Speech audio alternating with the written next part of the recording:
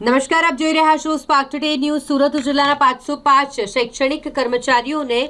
જૂની પેન્શન યોજનામાં સમાવવા માટેની કાર્યવાહી કરવા બદલ આભાર માનવામાં આવ્યો। સુરત જિલ્લાના તમામ શૈક્ષણિક કર્મચારીઓ તરફથી આ આભાર વ્યક્ત કરાયો। સરકારના સંવેદનશીલ ન્યાય અને દૂરંદેશી અભિગમના પરિણામ સ્વરૂપ સુરત જિલ્લાના 505 શૈક્ષણિક કર્મચારીઓનો જૂની પેન્શન યોજનામાં સમાવેશ થયો છે, જે માટે મહત્વપૂર્ણ કામગીરી સરકારે કરી। આ નિર્ણય માત્ર આર્થિક સુરક્ષા પૂરતો સીમિત નથી, પરંતુ શિક્ષણ ક્ષેત્રે સેવારત કર્મચારીઓના માન સન્માન અને ભાવિ નિશ્ચિતતા સાથે પણ જોડાયેલો છે। વર્ષો સુધી નિષ્ઠાપૂર્વક સેવા આપતા કર્મચારીઓ માટે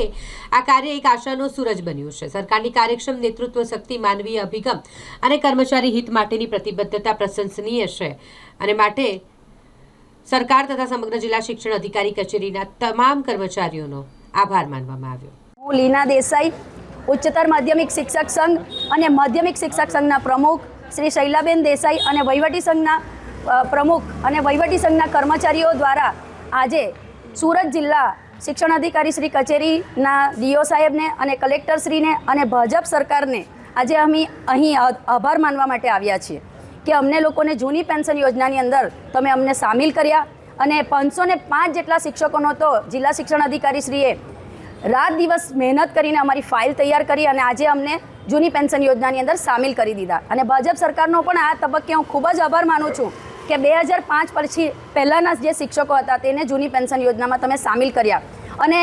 બે હાથ જોડીને હું નમ્ર વિનંતી કરું છું કે 2005 પછીના શિક્ષક અને કર્મચારીઓને પણ તમે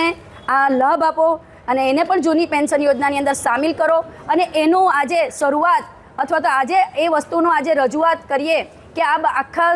ગુજરાત રાજ્યની અંદર બધા જ લોકો આ વસ્તુની રજૂઆત કરે કે 2005 પછીના લોકોને પણ જૂની પેન્શન યોજના મળવી જ જોઈએ, અને એને માટે આજે અમે અહીંયા રજૂઆત કરવા માટે ભેગા થયા છીએ।